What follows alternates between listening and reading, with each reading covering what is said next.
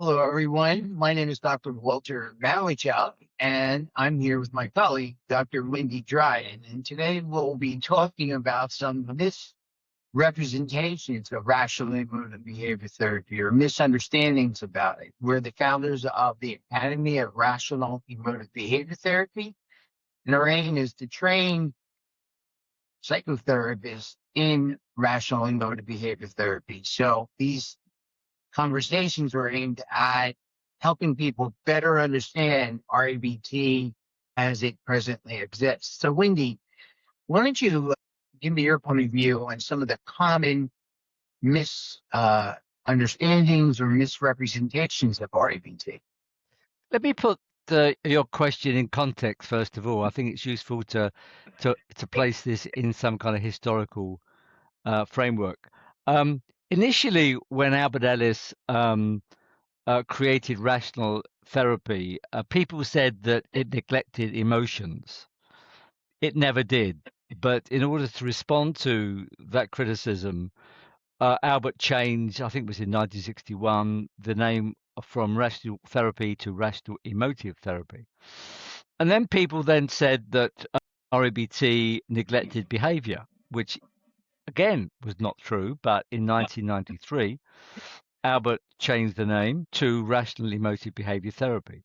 So there is a historical context to these misrepresentations and misunderstandings. I think now in the UK, there's a viewpoint that REBT is not a cognitive behavior therapy, which is, from my mind, nonsense because it clearly is. It advocates the idea that at the heart of emotional disturbance, that there are a set of rigid and extreme attitudes which are cognitive, that has an effect on people's emotions and behavior. And if you want to change these attitudes, the best way of doing it is not only to do it cognitively, but to do it emotively and behaviorally. So there is a major textbook in the UK where not only on CBT, cognitive behavior therapy, not only is REBT not mentioned in that textbook, but Albert Ellis is not mentioned in that textbook.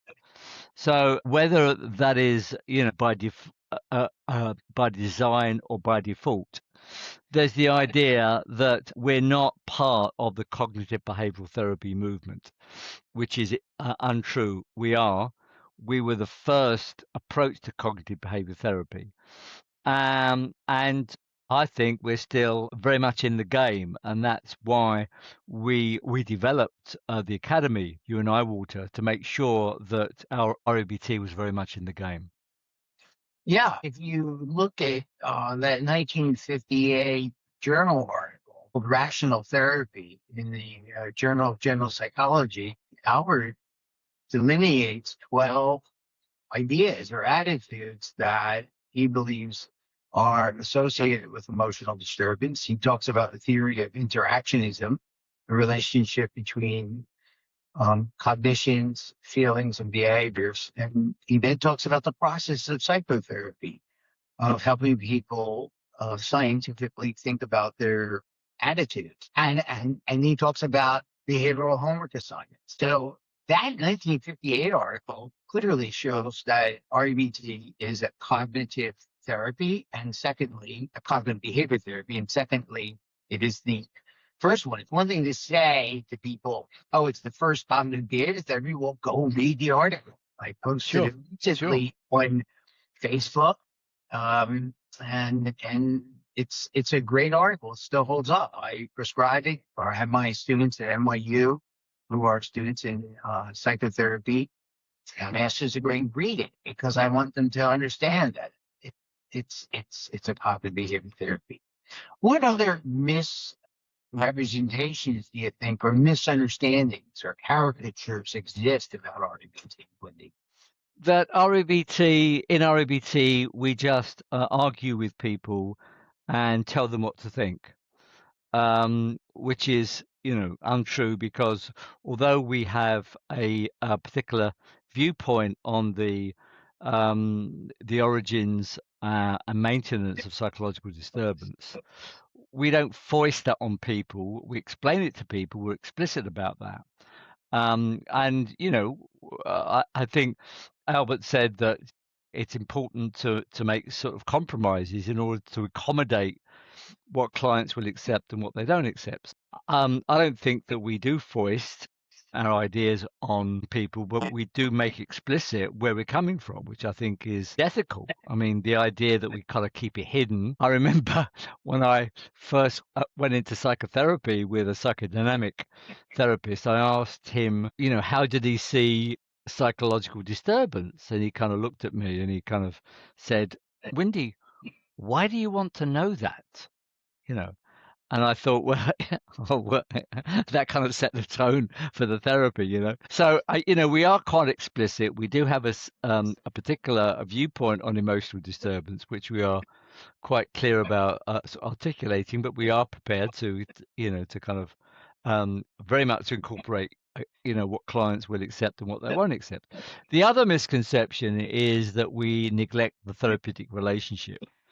Well, there was an important study conducted many years ago, I think it was 1990, by our colleague and dear friend Ray Giuseppe and some of his colleagues. He compared REBT therapy with person-centered therapy and found that there were no difference in terms of the experience of the relationship from the clients.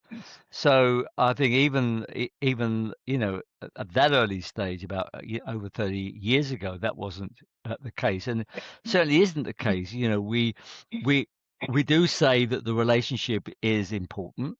We argue that it's not all important.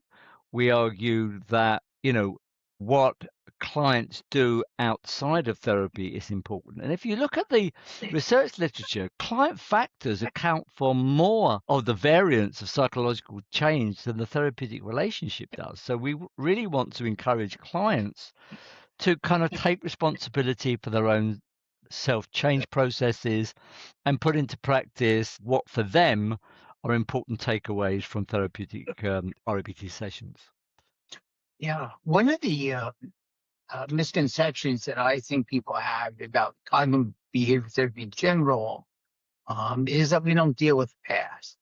And in fact, later in our conversations, um, recognize the past. I talk to people about how the past is a memory, and then we emote to it.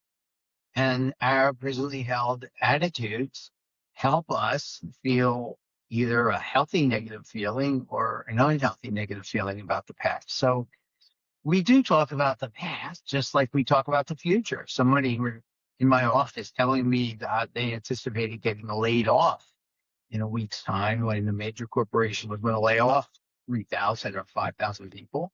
We would talk about that anticipated adversity. So it's not just a present-oriented therapy. It's present-oriented insofar as we're focusing in on present feelings, attitudes, and behaviors. But the adversities we talk about are not necessarily occurring in the moment or at the present day. Yeah, I sometimes say, somewhat tongue in cheek, that I'm quite happy to talk about the past, the present, the future. I'm even prepared to talk about, if the client believes that they had a past life, I will happily talk about that and show them how they disturbed themselves in their past life and maybe how they brought from that life into the present life, certain rigid and extreme attitudes that are actually presently at play. Nothing is off the table in REBT. Albert was a atheist. I know I consider myself a probabilistic atheist, and I think people can understand or need to understand that it's not just a therapy for people who are inclined to be atheists. That can be applied just as easily, but customized for those who have faith in different religious orientations. Yeah, I mean, I think we kind of show people of all faiths that we understand influence of particular, belief systems, faith-based belief systems on people. But we still hold the idea that you can hold a faith-based system rigidly or flexibly, and I think that's the important point there. I mean, I think one of Albert's last books was on REBT with Christian clients, with some colleagues, and I think that REBT, if you're sensitive about people's faith-based systems and the cultural systems that they actually live under, you can still work with them quite well. Another misconception, and again, I had my students at New York University read about this, was that it doesn't deal with multicultural issues, or how is it to deal with multicultural issues. And in this article that I have my students read, we argue that we don't give people their values. If they wish to live according to their culturally prescribed values, that's their business.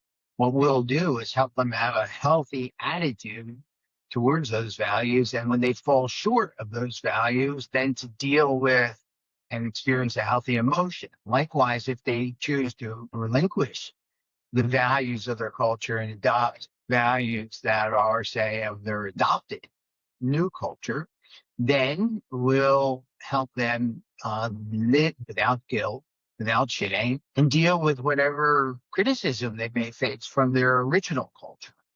So, if anything, RBT is a really adaptive therapy for people who come from different cultures. Sure. I think another misconception is that you have to practice REBT like Albert Ellis did. Mm.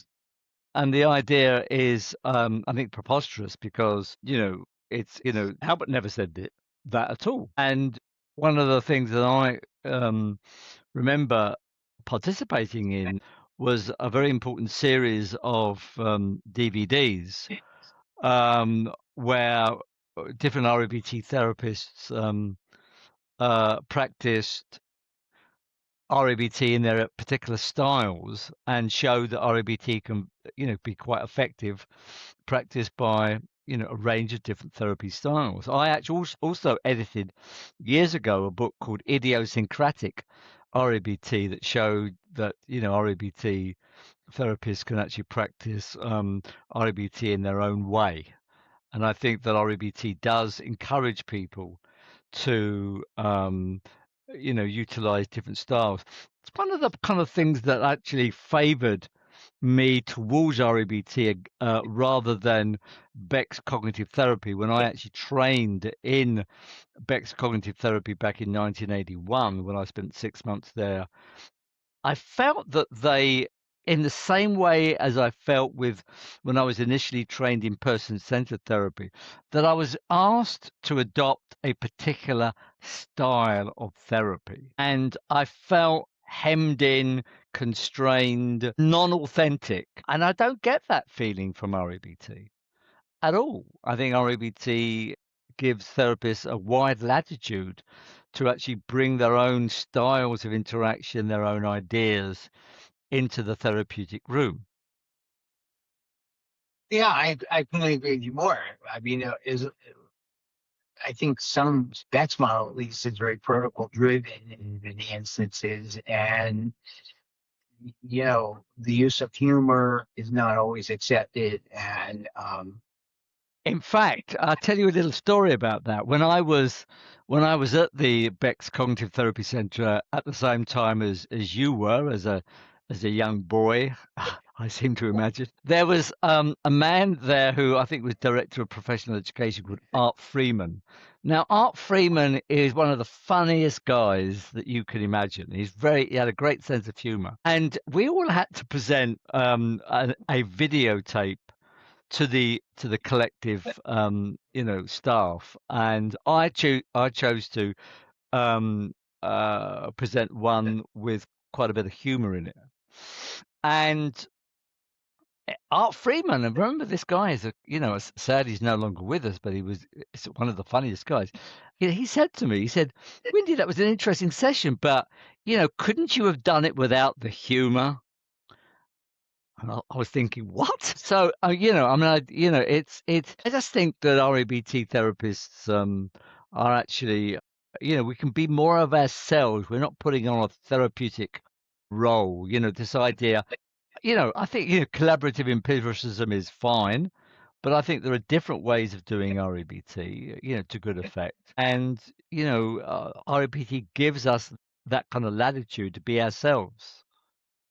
Here's another, I think, misrepresentation that REBT is only for nice neurotics, as Albert would call them, and that you have to, go to DBT if you're going to deal with somebody who has an access to disorder or a personality disorder. And I don't quite believe that. I think REBT can be applied to people who have access to disorders, but of course, one has to be understanding of the fact that they're going to maybe not as quickly embrace the principle of emotional responsibility, or they're not going to as quickly embrace unconditional self-acceptance, and that the therapist is going to have to do a better job of, of laying the groundwork for buy-in on these two very important ideas in REBT. Yeah, I mean, I think I remember Albert saying that, if you're working with people who are highly disturbed, you do need to be, first of all, you don't need to, disturb yourself as a therapist about their disturbances. Um, and if they attack you, which some of them, will do as, part of their issues, it's important that you accept yourself and also show understanding about what might be, behind some of the attacks. But that you need to be persistent. And Albert was incredibly persistent with some of the people that he saw who were really highly disturbed over the years. And people who used to kind of talk about their therapy with Albert, and they said that he was very, very persistent in an encouraging way, where he was encouraging them to accept themselves for their issues, accept other people for their idiosyncrasies, give up their rigidities. Not going to happen overnight, but he was very persistent with these people, and I think that really shows the potential of REBT. All these things, Walter, we are going to touch on and discuss in our year-long program, which I think we should just kind of end with and actually talk a little bit about. Yeah, well, I mean, you're right. We're going to not only teach the basic skills that would apply to the typical patient, if you will, but we're also going to talk about customization of how to apply it to different types of more challenging cases. And then we're going to have people actually first practice these skills with their peers in what we call peer counseling, where people are going to work with each other and discuss a real problem. So that there's going to be a certain degree of understanding that this isn't a role play, which it'll, and then we're going to move into actually having people play cases so that we can talk about how to adapt the skills that they're learning in the first half of the year to the cases they'll be seeing over time. Yes, and also what we're going to be doing is actually doing also demonstrations of REBT with people on the course. And I think one of the things that is our unique contribution, if I may say so, Walter, is that you have just recently celebrated your 300th demonstration of REBT in your conversation hour. And I have done, because I'm a little older than you, I have done about coming up to 900 Oh my. live demonstrations of therapy, which are influenced by REBT. And so, folks should know that when they sign up for our course, they're getting the real McCoy. Yeah, yeah. RBT has a long tradition of doing public demonstrations, which I think is very unique. I've never seen, and I've been at conferences, I've been in-house at the vet clinic. I've always seen role plays, and I've always seen role plays in conferences of DBT, but I've never seen, as far as I can remember. And if I did, it would have been once. But what we have always done is really encourage people to talk about a real problem, not the role play, so that we can really have a real debate about some of their ideas and in their emotional disturbance about that real problem. People, when I ask therapists, why don't they do live demonstrations? Why do they do role play?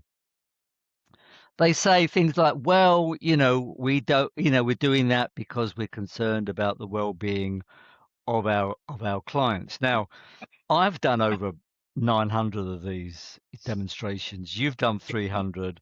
Albert did how, be interesting to calculate just how many live demonstrations, Albert done. If you do therapy well, that, you're not, far from jeopardizing the mental well-being of volunteers, you are helping them inordinately. And Yeah. so, I think it's important that we show people on our calls that we practice what we preach, that we're not just hiding behind some sort of, facade, that we are actually open and prepared to be vulnerable as as practitioners. And because, we're not, you and I are human beings, we're going to make mistakes, but we're quite happy to reveal these errors, being fallible human beings. Yeah, and that segues into the other issue of whether or not these therapists actually utilizes REBT for their own emotional well-being. I, for one, have to tell you that I do. I think that serves me well in two ways. It helps me, stay healthy. Yesterday, I was up at 5 a.m. to go to the gym, and before I came to work, and I think the other way it helps me, amongst others, is to cope with, the inevitable failures, because I don't think any psychotherapy will work with everyone. And therefore, you're, as a psychotherapist, going to have to come to grips with either making limited gains with people or sometimes outright doing well by them, meaning they leave therapy because this isn't for them. And then that happens. I mean, I'm not so sure any human has the kind of charisma that would enable them to succeed with every other human that they encounter. So we're fallible humans using REBT to help people learn to help themselves. And there are going to be some people that maybe they just can't help or help them now, whereas they might return. Or Yeah, this is or that. the, or some people that we can't encourage to help themselves, because that's our job, isn't it? We help that we provide people is really to help themselves, and to make us redundant as quickly as possible. With some people, we're going to be made redundant, quickly. Other people, it's going to take a lot longer. But that's what we want to do. We want to encourage people to help themselves. Well, I think that's a great note to end on. And Wendy, thanks for sitting down with me again today. I love these little chats we have about REBT and about the academy and and the training program will be starting in September of 2026. As I say, Walter, always a pleasure, never a chore. Take care of me. I'll see you. Bye bye. Bye bye.